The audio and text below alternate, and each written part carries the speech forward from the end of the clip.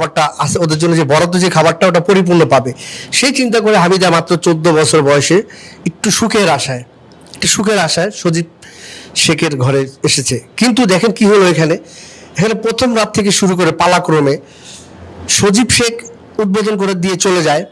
এরপর বাতি নিভিয়ে সে ওয়াশরুম বা বাইরে চলে যায়, আর তার বাবাকে সে সুযোগ করে দেয়। বাবার কাজ শেষ হলে বাবা আবার সজীবের ছোট ভাই যে সে এসে আবার তাকে ভোগ করে। একটি নারী, তার 14 বছর বয়স, সেই বাসর রাত থেকে 3 জন পুরুষের এই পাশবিক নির্যাতন সে সহ্য করে। তাহলে আমরা কোন যুগে কোথায় রয়েছি? এটা কি বাংলাদেশ মুসলিম কান্ট্রি? এটা হতে পারে?